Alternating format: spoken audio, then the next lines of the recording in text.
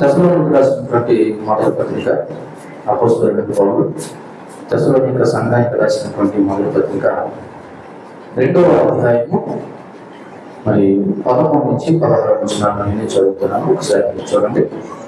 ఆ 7వ వచనం, ఇది దేవుడికి వచ్చిన వర్తమాన వాక్యం వాళ్ళని అంగీకరించినప్పుడు మనుషులు వాక్యం అని ఎంచగా నిజంగా ఉన్నట్టు దేవుని వాక్యం అని దాన్ని అంగీకరించబడి కనుక మేమును మానక దేవుడికి కృతజ్ఞతాస్తుతులు చెల్లించుచున్నాము. ఆ వాక్యమే విశ్వాసులైనటువంటి మీలో కార్యసిద్ధి కలిగించున్నది. అవును సహోదరులారా, మీరు యోధులను క్రీస్తు యేసునందున దేవుడి సంఘములను కూడి నడుచుకున్న వారైతే వారు యూదులను అనుభవించినట్టే శ్రమలే మీరు మీ సొంత దేశస్తులను అనుభవించుతాయి. ఆ యూదులు తమ పాపమును ఎల్లప్పుడూ సంపూర్తి చేతికే ప్రభువుని యేసును ప్రవక్తలను చంపి మమ్మల్ని హింసించి అన్ని జనుల రక్షణ పొందుడికే వారితో మేము మాట్లాడకుండా మమ్మల్ని ఆటంకపరచు దేవునికి ఇష్టలు కాని వారు మనుషులందరికీ విరోధులై ఉన్నారు. దేవుని ఉగ్రత తొదమట్టుకు వారి మీదకి వచ్చాము. ప్రార్థన. కృపా సత్య సంపూర్ణ వాక్యమైంది నేటికి నిరంతరము జీవిస్తున్నాం. మా ప్రియ పరులకు తండ్రికి పొందనాలు.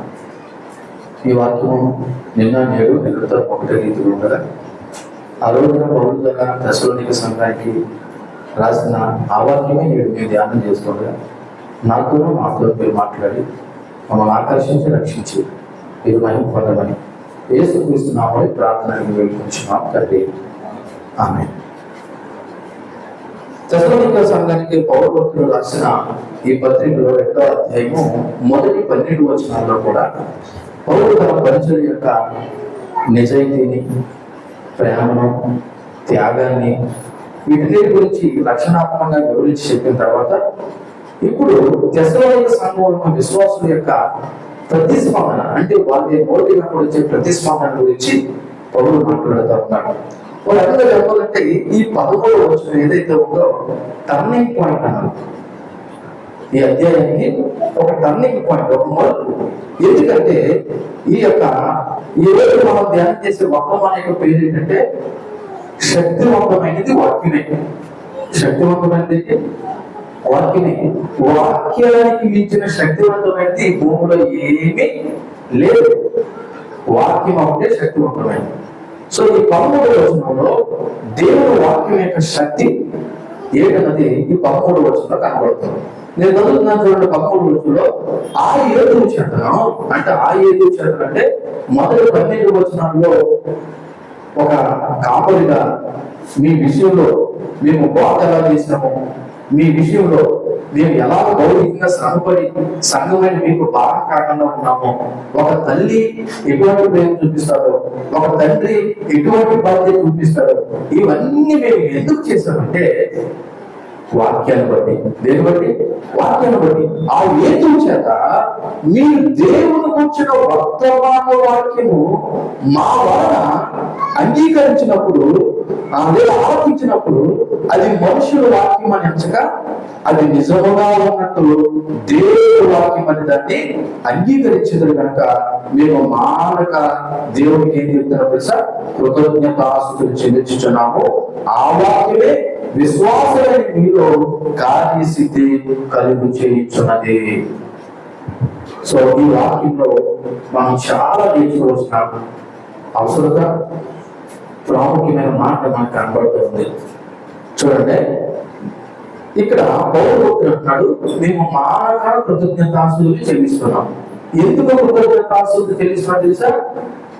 మీలో వాక్య కార్యం జరిగింది. ఏ కార్యం జరిగింది? వాక్య కార్యం. వాక్య కార్యం అంటే ఇది ఒక సంఘంగా ఎస్టాబ్లిష్ అయ్యేదని మేము మిమ్మల్ని బట్టి మేము కృతజ్ఞతాస్తుతులు చెల్లిస్తాలేదు. వాక్యంగా అంగీకరించారు. అది మనుషులు మేమేమి మాట్లాడినట్టుగా మీరు అంగీకరించలేదు. అది నిజముగా దేవుని వాక్యం అన్నట్టుగానే మీరు ఏం చేశారు? అంగీకరించారు. ఇందులో మొదలుగా మేము దేవుని నిరంతరం కృతజ్ఞతాస్తుతులు చెల్లిస్తున్నాము. మేము అనే ఎవరు మౌడు మేము దేవుని కృతజ్ఞతాస్తుతులు చెల్లిస్తున్నాం. ఈ కృతజ్ఞతాస్తుతులకి కారణం మీరు ఏం చేసిన పరిచర్య సక్సెస్ అయిందని కాదు, మరి ఎందుకంట మీరు వాక్యాన్ని సరిగ్గా స్వీకరించారు, అందుకు నేను కృతజ్ఞతాస్తుతులు చెల్లించాను.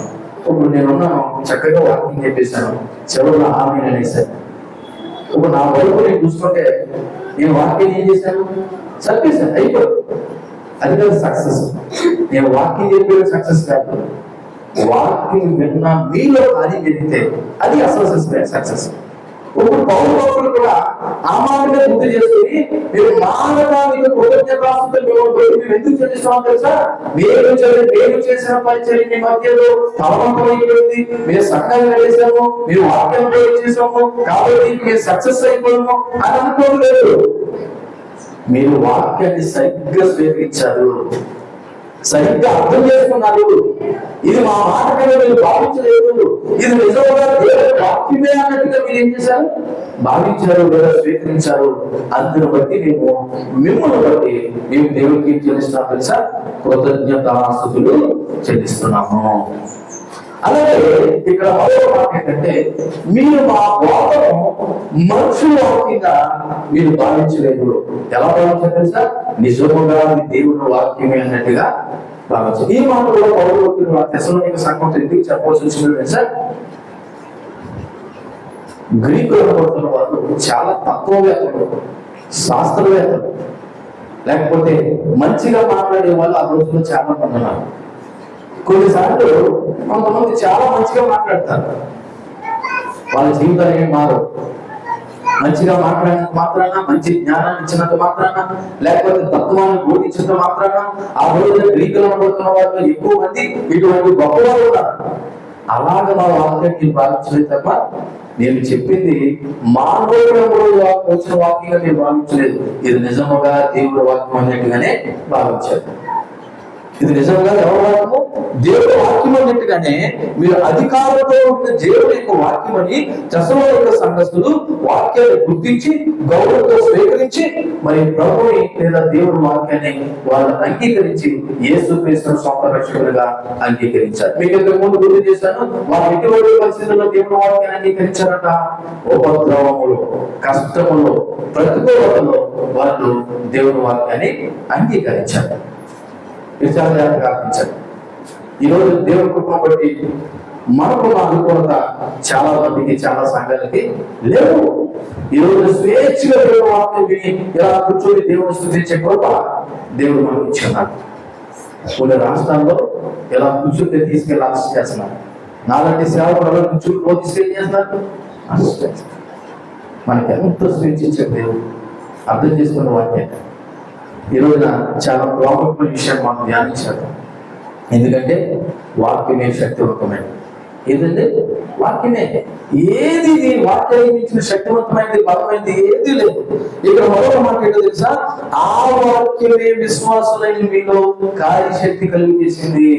మేము ఏదైతే వాక్యం చెప్పామో ఆ వాక్యాన్ని మా మనుషులై మా మాటని మీరు భావించకుండా నిజంగా దేవుడు వాక్యమైన నమ్మే చూసారా, ఆ వాక్యమే మీలో ఏం కలిగి తెలుసా, కార్యసిద్ధి కలిగేసింది, అనగా కార్యం కలిగేసింది.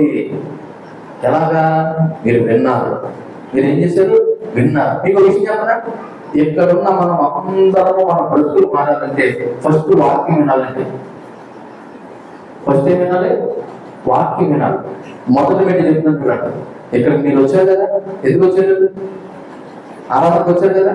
ఈ ఆరాధనలో పాటలు ఉన్నాయి, ప్రార్థనలు ఉన్నాయి, ఇది ఒక వాక్య పరిచయం జరుగుతుంది. ఇప్పుడు అతి ప్రాముఖ్యమైన వాక్య పరిచయం మీరు వినలేదనుకో, ఇది ఇప్పుడు మీరు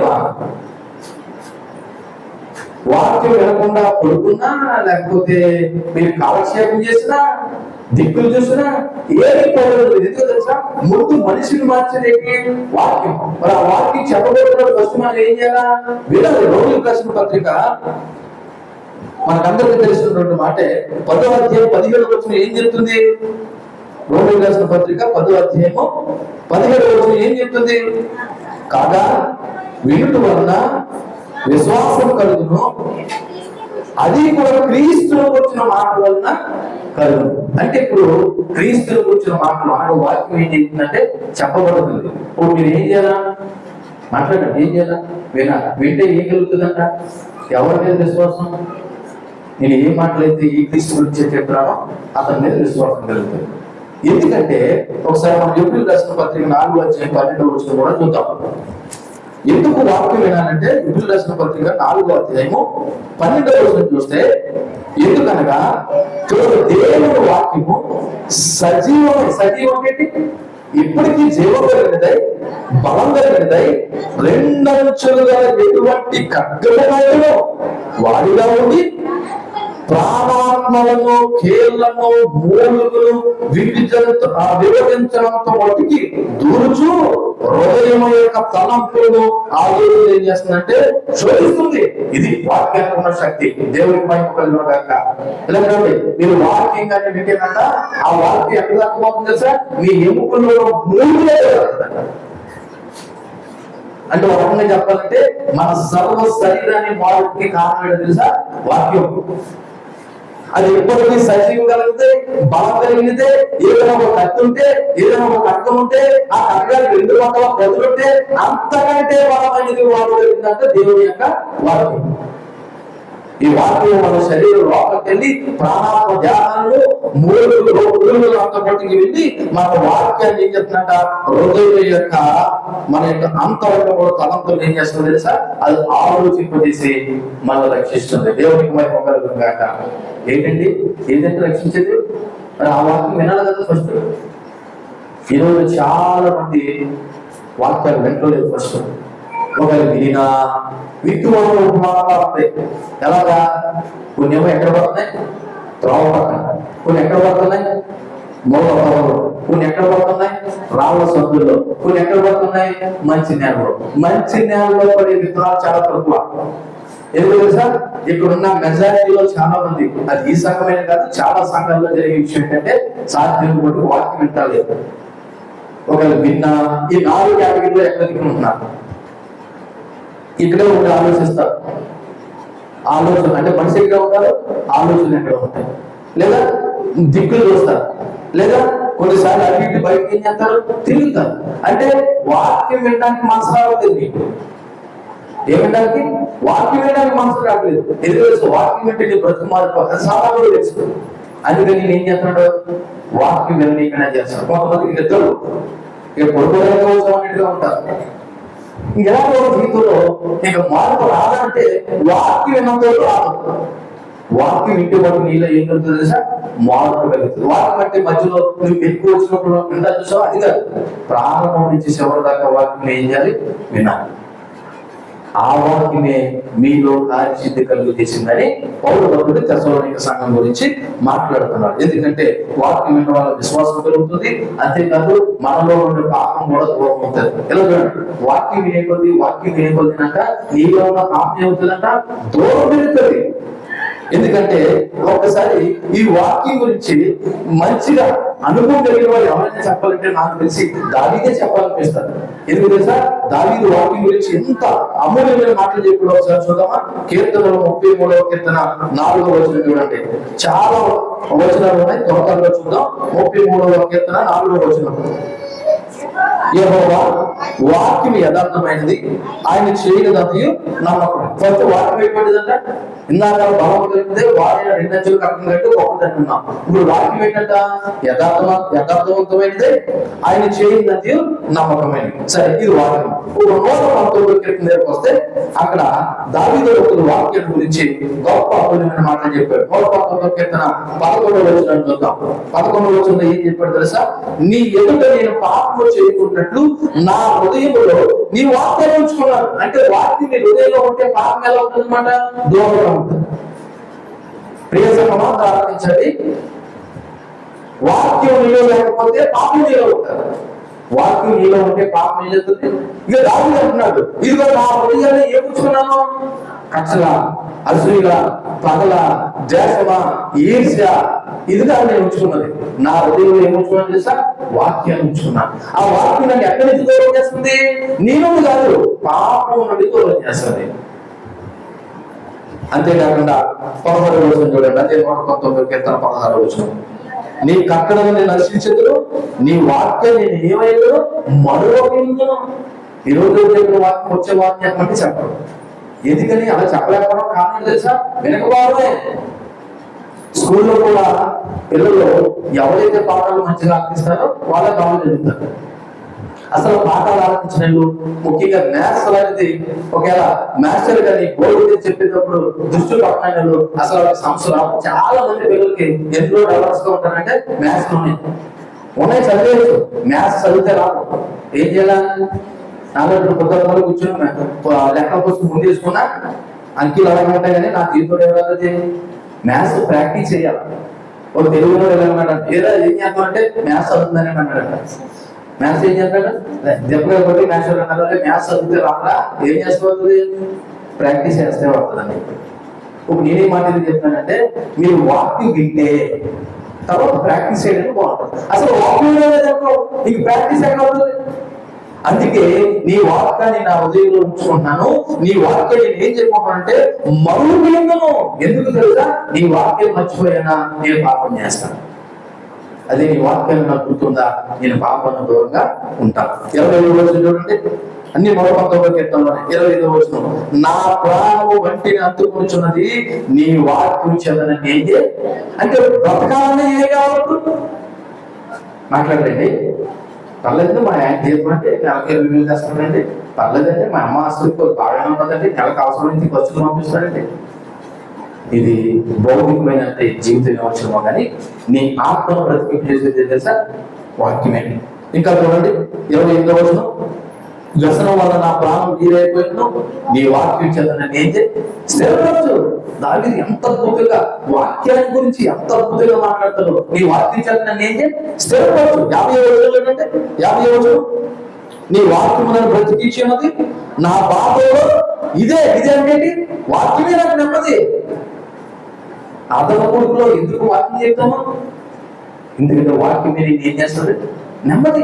అతను కొడుకునే కాదు, ఏ కొడుకులైనా ఎక్కువ దేవుని యొక్క దైవంగా వాక్యం చెప్పినాడంటే ఇలా చూడండి, మీరు ఎలర్ట్ అయిపోవాలా వాక్యం వినడానికి. స్కూల్లో పిల్లల మాటలు చెప్పేటప్పుడు దిక్కులు చూస్తే మాస్టర్ 2 దెబ్బకాలేసి కూర్చోబెడతారు. ఒకవేళ మీరు ఏదైనా ఆఫీసులో ఉద్యోగస్తులు మీటింగ్ జరుగుతుంటే పైన అధికారి ఎవరైనా మంచిగా మాట్లాడుతుంటే ఈ లోపల పోలీసులు ఫోన్ సైలెంట్ లో పెట్టి చెప్పి రాపిస్తారు. ఎందుకు తెలుసా? ఎక్కడ అధికారిని తిడతాడేమో అని. కానీ దేవుడి మందిరంలో ఏ అధికారి లేనట్టుగా మనం ఏం చేస్తాం తెలుసా? అసలు వాక్యాన్ని పట్టించుకో. గుర్తుపెట్టుకోండి, ఇక్కడున్న నాతో సహా నా ఎదురుగా దేవుడు ఉన్నాడు, ఆయన సింహాసనం మీద కూర్చొని ఉన్నాడు, నన్ను అర్థం చేస్తున్నాడు అనుకుంటే నువ్వు చాలా జాగ్రత్తగా మందిరంలో ఉంటావు. ఇక్కడ ఎవరు లేరనుకుంటారు, పాస్టర్ గారే కదా పర్లేదు, కొన్నిసార్లు అక్కడికి తిరిగి వచ్చేసినా పర్లేదు, లేకపోతే ఆ బయటికి వెళ్ళి వచ్చేసినా పర్లేదు. వాక్యం అనేసరికి నువ్వు ఏమైపోతుంది తెలుసా? సెకండ్ అయిపోవడం, ఎలక్ట్ అయిపోవడం. ఎందుకు తెలుసా? వాక్యమే మనకి ఏం చేస్తుందంట? నెమ్మదిస్తుంది. బాధల్లో నీ వాక్యమే నన్ను బ్రతికించను, బాధల్లో అది నెమ్మదించను. 57వ యెహోవా నీవే నా వాక్యము, నీ వాక్యమును అనుసరించి నడుచుకుందేనని నేను నిశ్చయించుకున్నాను. నేను అనుసరించట పక్కన అనుసరించా, లోకాసులు లోకాన్ని అనుసరించా. దావీదు ఏమన్నాడు?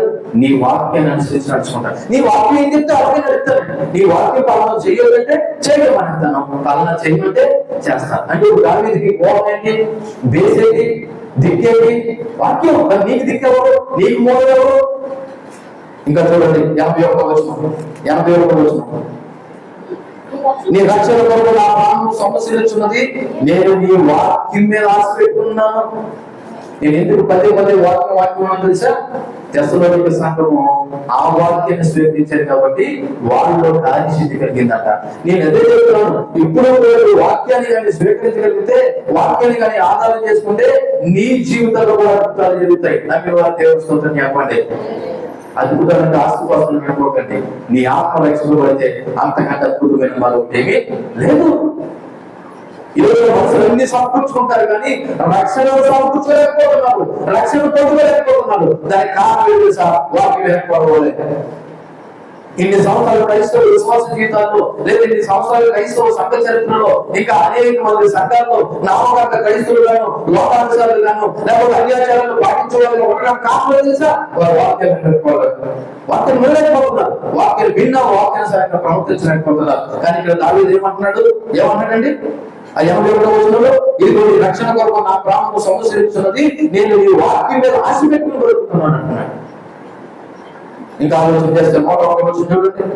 101వ వచనం, ఇదిగో నేను నీ వాక్యాన్ని అనుసరించినట్లు దుష్ట మార్గాలన్నిటిలో నుండి నా పాపాలు తొలగించుకున్నాను. ఆయన డిక్లేర్ చేసుకున్నాడు.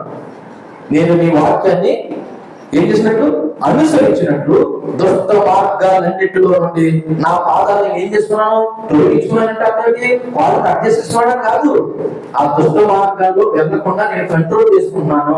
ఏంటో తెలుసా, నీ వాక్యానుసారంగా నడవడానికి. అంటే వాక్యానుసారంగా నడవడం అంటే ఏంటి? దుష్ట మార్గాలన్నీ మానేస్తే నువ్వు వాక్యానుసారంగా నడుపుతున్నావు అని అర్థం. దుష్టమార్గాలు ఏంటో మనం చెప్పడానికి పర్లేదు కదా. సరే స్పష్టమైనవి అవి అనగా అని ఉన్నాయి.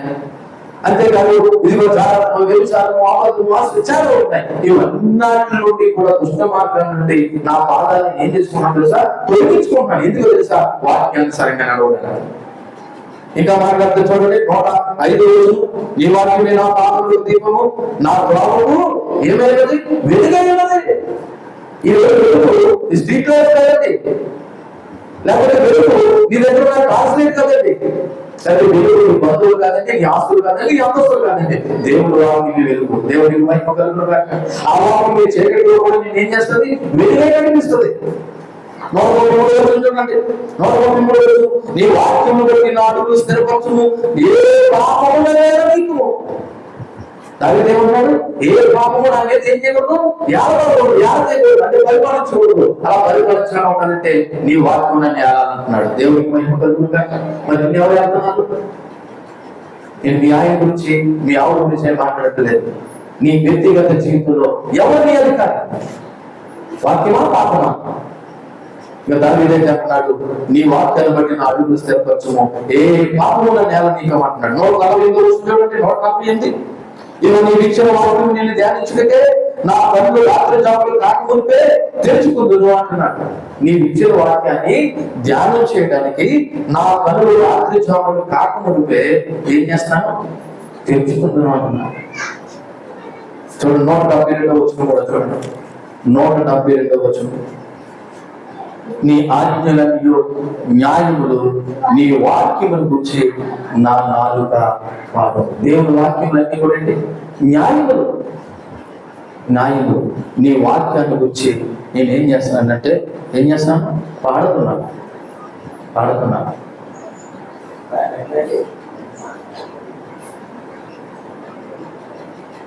కాబట్టి దేవుడు వాక్యం ఎంత శక్తివంతమైనదో, ఎంత బలమైనదో ఒకసారి ఆలోచన చేయాలని విషయాన్ని జ్ఞాపకం చేస్తాం. ప్రియసంగమా, ఏది బలమైనది? ఏది బలమైనది? వాక్యము బలమైనది. వాక్యమే మనం బ్రతికింపజేసేది. కానీ ఈరోజు నా వాక్యాన్ని చాలా చులకనగా చూస్తున్నారు మనుషులు. వాక్యమే కదండి, మీరు రోజు వినేదే కదండి. ఏంటండి ఏమంటున్నారు? వాక్యమే కదండి, రోజు వినేదే కదండి. ఎన్నిసార్లు అంటామండి? మీకు విషయం చెప్పనా, తెస్సలోనిక సంఘానికి పౌలు 3 వారాలు సువార్త ప్రకటించారు. 2 వారాలు 3 వారాలు అంటే 3 వారాలు అంటే ఎన్ని రోజులండి? 20 రోజులు లేదా 21 రోజులు? 21 రోజులు సువార్త ప్రకటించినందుకు వాళ్ళ జీవితాలు ప్రణాళిక పెడేశారండి వాక్యాన్ని నమ్మి. 21 రోజులు కానీ కదా ఈ రోజు ఇక్కడ 20 సంవత్సరాలు అనుకున్న వాళ్ళు మా ప్రభుత్వం నమ్మి 20, 30, 40, 15, 21 సంవత్సరాల భక్తి, 21 రోజులు భక్తి జీవితంలో తెస్సలోనిక సంఘం వాక్యం ప్రాణం పెట్టారు. ఇన్ని సంవత్సరాలు ప్రభు నమ్ముకున్నాం, వాక్యం ఏంటో నీకు తెలియలేదా? వాక్యం రుచి అంటే అనిపించట్లేదా? అంటే ఎవరిది అనుకుంటున్నారు లోపం? వాక్యం అనుకుంటున్నారా? లేదు, వాక్యాన్ని వినట్లేదు. వాక్యాన్ని వినట్లేదు కాబట్టి బ్రతుకులు మారట్లేదు. ఒకసారి మళ్ళీ మీరు చూడండి, ఆ తెస్సలోనిక సంఘంలోనే అంటున్నాడు పౌలు 13వ వచనంలో, ఇది దేవుని వాక్యం అని దాన్ని అంగీకరించదు కనుక మేము మానక దేవుడికి కృతజ్ఞతాస్తులు చెల్లించున్నాము. ఆ వాక్యమే విశ్వాసులైన మీలో ఏం కలిగజేసిందంట, కార్యసిద్ధి కలిగజేసింది. అంటే వాక్యం ఏంటో హృదయాల్లో బ్రతుకులు ఏమైపోతుంది అనమాట, మారిపోవాలి. ఈరోజు బ్రతుకులు మారలేదంటే, ఒకటి నువ్వు వాక్యం అనుకోవాలి, 2 వాక్యం విని వాక్యం త్రోసివేసైనా త్రోసివేయాలి. అదవుతుందండి. వాక్యమైనా వినాలి, ఏదో వినుకో వాక్యం ఇది అని ప్రాసెస్ అయి ఉండాలి. నిజంగా వాక్యం ఉంటే నీ హృదయం ఏం జరుగుతుంది తెలుసా? గాలి స్థితి కలుగుతుంది. ఒకసారి మీకు యెషయా గ్రంథము 40వ అధ్యాయము 8వ వచనం చూడండి. యెషయా గ్రంథము 40వ అధ్యాయము 8వ వచనం. 40వ అధ్యాయం 8వ వచనం ఏమంటారు? గడ్డి ఎండిపోను, దాని పువ్వు వాడిపోను, కానీ మన దేవుని వాక్యము నిత్యము నిలుచును. దేవునికి మహిమ కలుగును గాక. ఎడ్డి ఎండిపోతుంది, పువ్వు ఏం చేస్తుంది? వాడిపోతుంది. కానీ దేవుని వాక్యం ఏం చేస్తుందంట? వాక్యం ఎంత విలువైందో ఆలకించండి అని చెప్పిన వాక్యం ఆలకించినటువంటి పరిస్థితులు మాత్రం. వాక్యం మన హృదయాన్ని, మన బ్రతుకులు ఏం చేస్తుంది? మారుస్తుంది. వాక్యం మన హృదయాలు మారుస్తుంది, మన బ్రతుకులు మారుతుంది, మన జీవితాలు మారుస్తుంది. ఎందుకు మాట చెప్తున్నాడంటే, ఈ దశలోని సంఘంతో పౌరులు చెప్తున్నాడు, నేను చెప్పిన వాక్యము మా మాటలని మీరు అనుకోకుండా దేవుడు వాక్యం అంగీకరించారు కాబట్టి మీరు ఏం కలిగి తెలుసా? కార్యశుద్ధి కలిగింది. ప్రియ సంఘం ఇక్కడ ఉన్న మీరు కూడా నేను చెప్తున్న మాటలు నా సొంత మాటలు అనుకోకండి, ఇది దేవుని మాటలు మీరు శ్రద్ధగా ఇస్తే మీలో ఏం కలుగుతుంది తెలుసా? కార్యశుద్ధి కలుగుతుంది. అనగా మీ జీవితాలు మారుతాయి, మీ బ్రతుకులు మారుతాయి. కాబట్టి ఒకసారి ఆలోచన చేయండి. తెస్సలోనిక పట్టణంలో పౌలు భక్తుడు కేవలం 21 రోజులు 3 వారాలు మాత్రమే ఉన్నాడు. అయినా సరే దేవుడి యొక్క సందేశం అని వారి సంఘము గ్రహించి స్వీకరించి మరి దేవుని యొక్క వాక్యాన్ని వాళ్ళ హృదయంలో అంగీకరించాడు. అది తెస్సలోనిక సంఘం యొక్క విశ్వాస జీవితం. ఒకసారి మీరు నేను ఆలోచన చేస్తే అసలు దేవుని వాక్యాన్ని ఏ విధంగా మనం ఆలోచన చేస్తాం? అసలు దేవుని వాక్యమే నమ్ముతున్నామా? దేవుని వాక్యం విశ్వసిస్తున్నామా? ఎందుకంటే ఇక్కడ సువార్త యొక్క దైవికమైన మూలం ఏంటో తెలుసా? మానవ జ్ఞానం కాదు, దేవుని యొక్క వాక్యం మాత్రమే. అసలు సువార్త బేస్ ఏంటో తెలుసా? వాక్యము. ఇంకా మనం చెప్పాలంటే అసలు దేవుడు వాక్యం వల్లే ఈ సంఘం కనబడుతుంది, అదే సువార్త జరుగుతుంది అనేక మార్పులు. దాని కారణం ఏంటి? వాక్యము, దేవుడు వాక్యము. ఒకసారి అపోస్తలుల కార్యాలు చూడండి, 2వ అధ్యాయము పేతురు భక్తుడు సుదీర్ఘమైన ప్రసంగం చేసిన తర్వాత చూడండి అక్కడ 37వ వచనం, వాక్యం మాత్రం విని హృదయంలో నొచ్చుకుని సహోదరులారా నేను ఏం చెప్తామని పేతురును కడమ అపోస్తలుని అడిగాడు. ఏ మాట విని? దేవుని యొక్క వాక్యమే. దేవుని యొక్క వాక్యమే మీరు ఏం చేయాలని అడిగారు. చూడండి, అలా అడిగినప్పుడు వారు ఎంతమంది బాప్తిస్మం తీసుకున్నారంట? చూడండి 41వ వచనంలో, కాబట్టి అతని వాక్యము అంగీకరించిన వారు బాప్తిస్మం పొందిరి. ఆ దినం ఇంచుమించు 3000 మంది చేర్చబడి. బాప్తిస్మం తీసుకోవాలంటే ముందు నీలో ఏం తెలుసా? వాక్యం ఏం జరగాలి నీలో. ఇలా బాప్తిస్మం తీసుకోవడం నాకు వాక్యమేనా?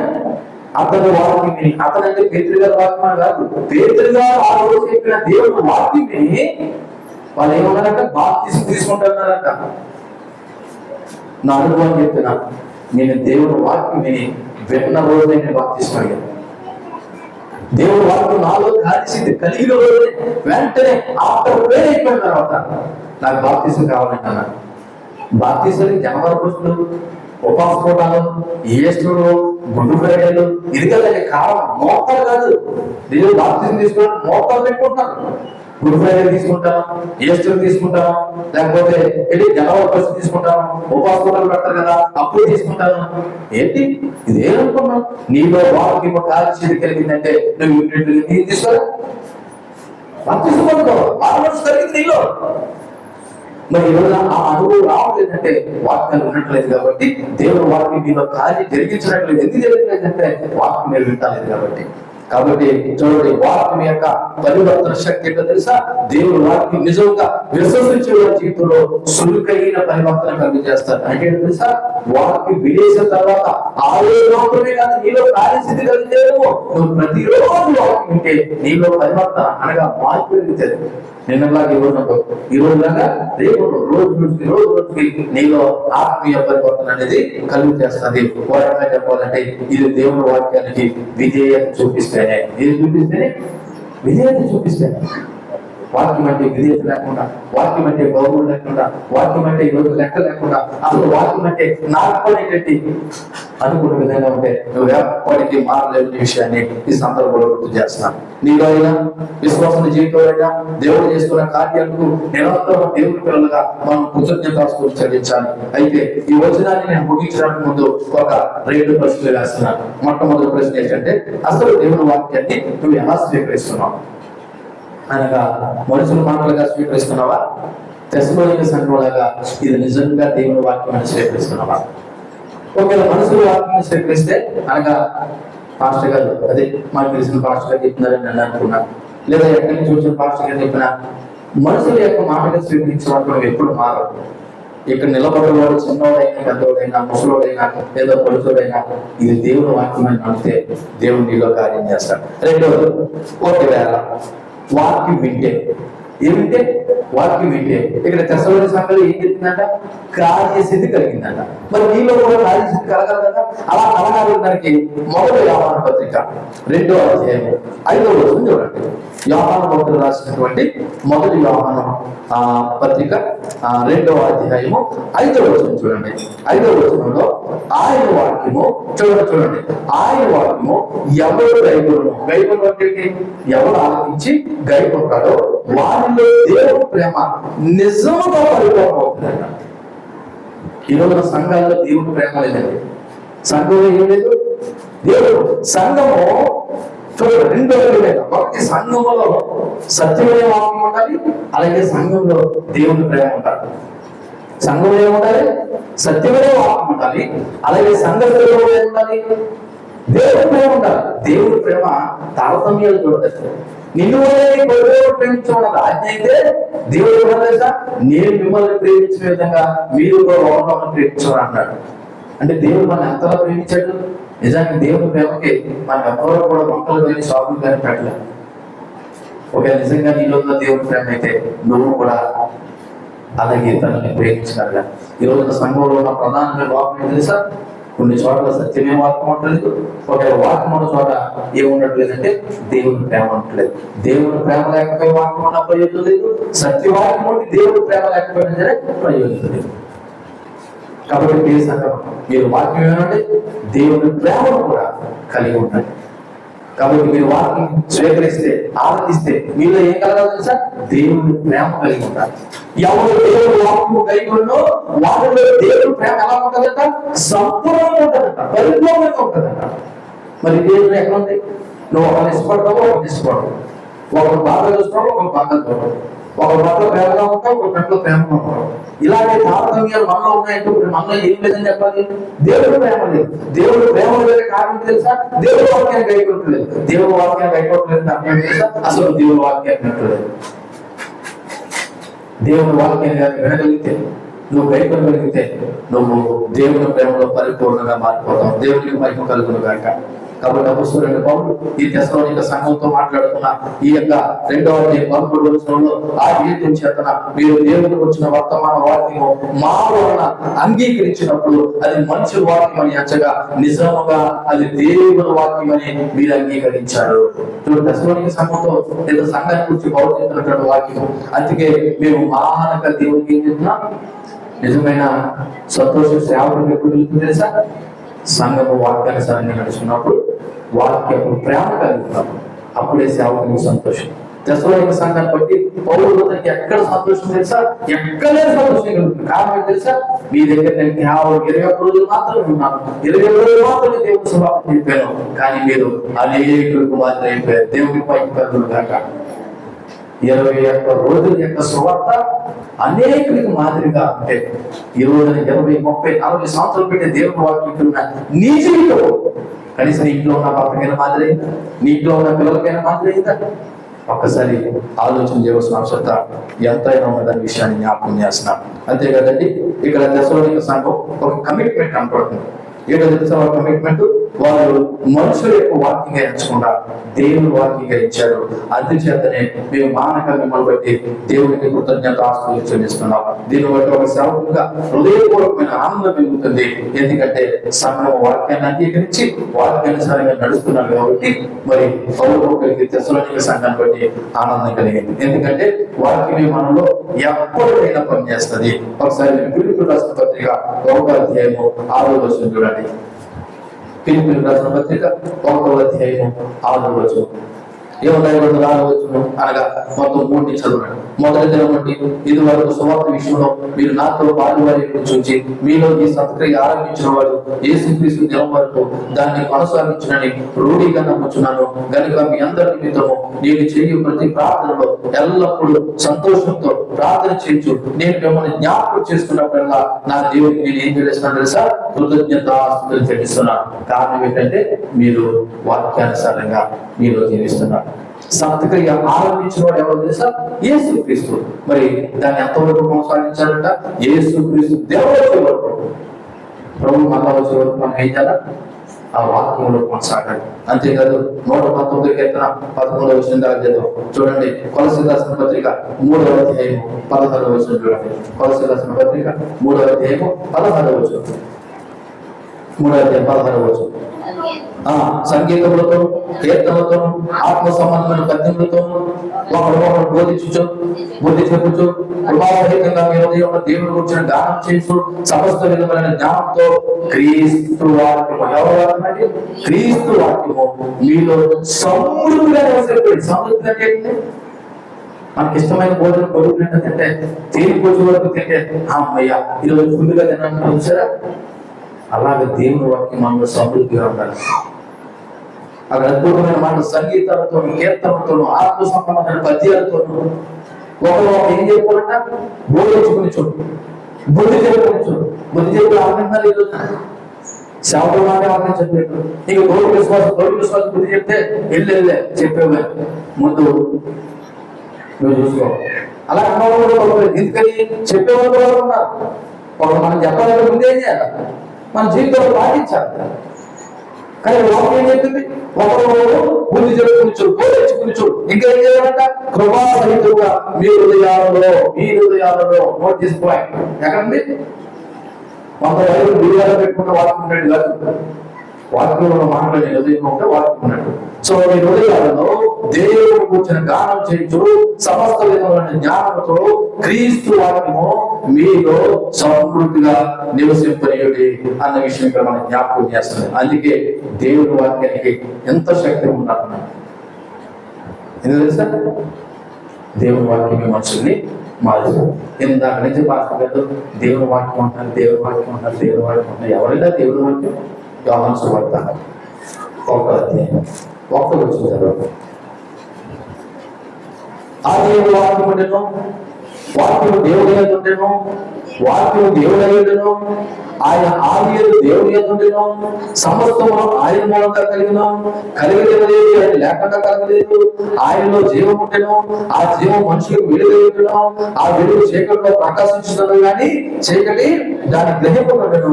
అయితే దేవుడి యందు పాపం ఒక మనుషుడు ఉండెను, అతని పేరు యోహాను అని చెబుతూ ఆయన ఏమన్నాడు తెలుసా? చూడండి, ఎక్కడ అతను వెలుగు కానీ ఆ వెలుగుని గురించి సాక్షించడానికి అతను వచ్చును. నిజమైన వెలుగు ఉంది, అది లోకంలోకి వచ్చు ప్రతి మనిషిని వెలిగించున్నది. ఆయన లోకంలో ఉండేది, లోకం ఆయన మూలంగా కలిగింది కానీ లోకం ఆయన్ను తెలుసుకోలేదు. ఇదిగో ఆయన తన స్వకీయులకు కూడా వచ్చాడు, ఆయన స్వకీయులు కూడా ఆయన ఏం చేయలేదు, అంగీకరించలేదు. 14వ వచనం చూడండి, ఆ వాక్యమే శరీరధారి అనేది మానవ శరీర దేహాన్ని ధరించుకుని కృపా సత్య సంపూర్ణుడుగా మన మధ్య నివసించను. ఇప్పుడు వాక్యం ఎవరన్నమాట? ఎవరు వాక్యం? యేసుక్రీస్తు. వాక్యం ఎవరు? యేసుక్రీస్తు. వాక్యము ఏదో ధరించుకున్నదంట, శరీరము ధరించుకుని మన మధ్యకి కృపా సత్య సంపూర్ణుడుగా వచ్చాడంట. ఎందుకు వచ్చాడంట? ఏ మాట అయితే దేవునికి విరోధంగా ఆజ్ఞ అతిక్రమించి పాపం చేశాడో ఆదామవుడు, ఆ ఆజ్ఞ అతిక్రమంగా ఏ పాపం అయితే మనకి దూరం చేశాడో దేవుడి నుండి మనల్ని మరలా దేవుడు మనకు దగ్గరగా చేసుకోవడానికి ఆయనే శరీరధారిగా ఈ లోకానికి వాక్య రూపంలో వచ్చాడు. దేవునికి మహిమ కలుగును గాక. ఆ వాక్యము నీ కొరకు నా కొరకు బలైపోయి, ఆ వాక్యము మరణం పొందింది, ఆ వాక్యము శ్రమలు అనుభవించింది, ఆ వాక్యము నిందలు అనుభవించింది, ఆ వాక్యము ఈ రోజున బోధన ధరించుకుంది, ఆ వాక్యము సిలువలో ప్రారంభించింది. ఎవరి గురించి తెలుసా? నా గురించి, నీ గురించి. వాక్యం అంటే మీరు ఏదనుకుంటున్నారు? వాక్యం అంటే మాస్టర్ గారు కూర్చో కాసేపు చెప్పి బైబిల్ రెఫరెన్స్ చెప్పి అయిపోయింది అనుకుంటున్నారు. వాక్యం లేదు, లేదు. వాక్యము నీ బ్రతుకులు మారుస్తుంది. వాక్యము నడిచి నిల్చొని కాసేపు చెప్పే 4 మాటలు కాదండి. వాక్యం ఇప్పటికీ కూడా జీవిస్తున్నది, సజీవమైన వారు వినొచ్చుల ఖడ్గముది. నువ్వు మనస్ఫూర్తిగా వినగలిగితే ఇప్పుడు కూడా దేవుడితో మాట్లాడి నీలో కార్యసిద్ధి కలిగజేస్తాడు. అందుకే దేవుడు ఏమాత్రం తెలుసు వాకి 12వ వచనం యోహాను సువార్త 1వ అధ్యాయంలో ఇదిగో ఆ వాక్యాన్ని ఎందరు అంగీకరిస్తారో వారందరికీ, అనగా తన నామమునందు విశ్వాసం వచ్చిన వారందరికీ దేవుడు పిల్లలకు ఆయన ఏం చేశాడంట?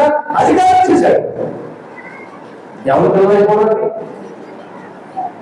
ఇప్పుడు ఎవరు వచ్చి నన్ను పట్టుకుని నేను నీ పిల్లలుగా ఉంటాను లేదా నీ కుమార్తెగా ఉంటాను, నన్ను దత్తం తీసుకుంటాను నేను? ఎవరు పుట్టాడు? ఏడు అడుగుతావు. కానీ దేవుడు అంట ఆయన వాక్యాన్ని అంగీకరించిన వాళ్ళందరికీ ఆయనతో అధికారించాడంట. ఎంత గొప్పది ఏంటండి! తనని ఎందరు అంగీకరించారన్న మాటకి ఆ వాక్యాన్ని ఎవరు ఎందరో అంగీకరిస్తారో వారందరికీ, అనగండి ఆ కులం కూడా, ఈ కులం కూడా, ఆ మతం కూడా, ఈ మతం కూడా, ఆ దేశం కూడా, ఈ దేశం కూడా, ఆ వాడు కూడా, ఈ వాడు కూడా, ఆ డబ్బు కూడా, డబ్బు కూడా చూడలేదు. తన నమ్మిన వారందరికీ కూడా దేవుడు తన పిల్లలుగా ఉండడానికి ఏం చేశాడు? అధికారం ఇచ్చేశాడు. కానీ మనుషులు ఈ రోజున అత్యధికంగా నిర్లక్ష్యం చేస్తున్న క్రైస్తవ సంఘం వాక్యాన్ని. వాక్యం చదవరు, వాక్యాన్ని వినరు, వాక్యానికి లోబడరు. ఎంతమంది వాక్యం చదువుతున్నారు? ఎంతమంది వాక్యం ప్రార్థన చేస్తున్నారు? ఎంతమంది వాక్యాన్ని చెప్పిన మరలా వింటున్నారు? నేను చెప్పిన వాక్యాన్ని మరలా వింటున్నాను ఒకసారి, నేను చెప్పిన వాక్యాన్ని మరలా ఒకసారి వింటాను. నేను అతిశయించడం చెప్పట్లేదు. ఎందుకు తెలుసా? ఒకవేళ చెప్పే క్రమంలో దీనిమైనా మర్చిపోయినాను. ఇక్కడ వినేసాము, అమ్మయ్య ఈ రోజు గొప్ప బాధ్యత నెరవేర్చేసారు. తెలుసా? తెలుసా? ప్రార్థనకి వెళ్ళేసి వచ్చేసారు. ఎవరు కావాలి? ప్రార్థనకి వెళ్ళేసి వచ్చాడు. వచ్చి ఏమి విన్నాము, ఏమి నేర్చుకున్నాము, ఏమి మార్చుకున్నాము, ఏమి పాటిస్తున్నాం? బయటికి వెళ్ళి మళ్ళీ చెప్తున్నాను, ఇక్కడ తీరి బయటికి వెళ్ళి ప్రాక్టీస్ చేయాలి. ఇక్కడ తీరి అంటే వెంటనే వస్తే బయటికి వెళ్ళి వాక్యాన్ని ఏం చేయాలా? ప్రాక్టీస్ చేయాలా? ఇన్ని సంవత్సరాల క్రైస్తవ విశ్వాస జీవితంలో ఇదిగోనండి నేను వాక్యానుసారంగా దీన్ని బట్టి నా బ్రతుకు మార్చుకున్నానండి, నా అలవాటు మార్చుకున్నానండి, నా బుద్ధి మార్చుకున్నానండి, నా జీవితాన్ని మార్చుకున్నానండి, నా క్రమాన్ని మార్చుకున్నానండి. ఇది వాక్యం ద్వారా దేవుడు నాతో మాట్లాడినప్పుడు ఇది నా జీవితంలో ఈ తప్పుడు కూడా చేయకూడదని నేను నిర్ణయించుకున్నానండి. దావిది మాట్లాడినట్టుగా అని ఎప్పుడైనా మనం వాక్యాన్ని బేస్ చేసుకుని ఏదైనా మారీలో మారుతున్నాం అని చెప్పడానికి ఏదైనా ఒక ఆధారం ఉందని దగ్గర ఎన్ని ప్రార్థనకు వస్తే ప్రయోజనం? ఎన్ని రోజులు ఎన్ని వాక్యాలు వింటే ప్రయోజనం? సంఘంలో 3 వాక్యం చెప్తే వారి హృదయాలు ఇదిగో అవ్వలేకపోయి దేవుడు వాక్యాన్ని అంగీకరించి ఇదిగో సభలో కూడా అవసరం మమ్మల్ని విడిచిన పర్లేదు, కొట్టిన పర్లేదు, తిట్టిన పర్లేదు, హింసించిన పర్లేదు, హింసపడ్డారట. నేను ఈ రోజుల దగ్గర ఆడుతున్నాను. ఇంకోట ఆ తర్వాత రోజుల్లో ఉంటే చూడండి, ఆ దశమూల సంఘంలో వాళ్ళు ఏం చేయబడంట చూడండి. 14 రోజులు క్రీస్తు చేస్తున్నంతగా దేవుడు సంఘంలో పోటీ నడుచుకున్న వారైతే వారు యూదుల వారు అనిపించినట్టు శ్రమలు మీరు కూడా ఏం చేశారు? మీ సొంత దేశస్తులు నేను ఏమనిపించారు? ఆ సొంత దేశస్తులు వాళ్ళ సొంతంట ప్రభు నమ్ముకున్నారని ఏమనిపించారంట? శ్రమలు అనిపించారంట. ఏంటి? వాక్యం నమ్మినందుకే, వాక్యం నమ్మినందుకే ప్రభుని అంగీకరించి వాళ్ళు అనిపించారంట, శ్రమలు అనిపించారంట. ఇది అసలు వాక్యాన్ని అంగీకరించింది మనం అంటే వాక్యం కొరకు ఏం తినడానికి ఏమి అనిపించడానికి సిద్ధంగా ఉన్నారు అంటే శ్రమలు అనిపించారంటే ఏంటి? వాక్యం కొరకు మీరు ఏదైనా అనిపిస్తారు అంటే వాక్యం అంటే మీరు ఏమనుకుంటారు? దేవుని యొక్క జీవం గల మాటలండి. మీకు చెప్పారు కదా, గడ్డి ఎండిపోను, పువ్వు రాలిపోను, దేవుని వాక్యమే నిరంతరము నిలిచును. ఈ వాక్యం ఎవరి జీవితంలో ఉంటుందో వాటి పరలోకంలో కూడా దేవుడితో పాటు నిరంతరం నిలుస్తాడండి. దేవుడి పై కలుగునుగా. సో ఈ పూట మీ అందరినీ ప్రేమపూర్వకంగా నేను హెచ్చరించే మాట ఏంటంటే వాక్యాన్ని నిర్లక్ష్యం చేయకండి. వాక్యం నిర్లక్ష్యం చేయకండి. ఎన్నిసార్లు ప్రార్థన నువ్వు వాక్యం వెళ్ళండి రావాలి. అప్పుడు మధ్యాహ్నం మళ్ళీ ప్రార్థన నువ్వు వాక్యం వెళ్ళండి రావాలి. ఎందుకంటే వాక్యమే నీకు బ్రతికింపజేస్తుంది. వాక్యమే నీకు మార్గము. ఆ వాక్యం వరకు తెస్సలోనిక సంఘాల్లో కొంతమంది ప్రాణాలు అర్పించారండి. ఆ తెస్సలోనిక సంఘం కాదు, నేటికి కూడా అనేక మంది వాక్యాన్ని చేత పట్టుకుని అవసరమైతే మా జీవితాలను చదివేయడం కానీ ఈ వాక్యాన్ని విడిచిపెట్టమని బ్రతుకున్న అనేక మంది క్రైస్తవులు ఉన్నారు. వాక్యం అంటే ఏమనుకుంటారండి? మళ్ళా చెప్తున్నాను, చాలా సీరియస్ గా తీసుకున్నాను. ఇది దేవుని వాక్యం, జీవన వాక్యం. ఈ వాక్యాన్ని దేవుడు మనకు అందించడానికి ఆయన శరీరం కలిగి లోకానికి వచ్చి నీ కొరకు నా కొరకు ప్రాణం పెట్టాడు. భక్తులు ప్రాణం పెట్టారు, ప్రవక్తలు ప్రాణం పెట్టారు, ఎంతో మంది. కాబట్టి మీరు ఎవరు కూడా వాక్యాన్ని నిర్లక్ష్యం చేయద్దని, వాక్యాన్ని ఎట్టి పరిస్థితుల్లో మీరు వినేసి ఊరుకుని మళ్ళా మర్చిపోయే వారికి ఉండదని, వాక్యాన్ని పదే మీరు నెమరు వేసుకోవాలని, అవసరమైతే ఇదిగో నేను ఇంకా వాక్యానుసారంగా నడవడానికి ఇంకా నేను ఏం చేస్తే బాగుంటుందని ఆలోచన చేసినప్పుడే మన బ్రతుకులు క్రీస్తు స్వాధీనం మారుతాయి. అలా కాకుండా నేను వచ్చాను, కొంచెం కూర్చున్నాను, ఏదో పాస్టర్ గారు చెప్పాడు, నేను విన్నాను అనుకుంటే ఎప్పటికీ 30-40 సంవత్సరాలు అయితే నువ్వు మారు. వాక్యాన్ని వినాలి, వాక్యాన్ని అంగీకరించాలి, వాక్యానుసారంగా బ్రతకాలి. అప్పుడే దేవుడు నీ జీవితంలో కార్యసిద్ధి కలిగేస్తాడు. ఇటు మాటలు దేవుడు మన ఎన్నికల్లో దీవించి ఫలింపచేయనుగాక. ఆమె కలుపుకుందాం. చెప్పబడిన వాక్యాన్ని బట్టి ఒకసారి దేవుడు ఇలా దేవుని స్థుతిందాం. వాక్యం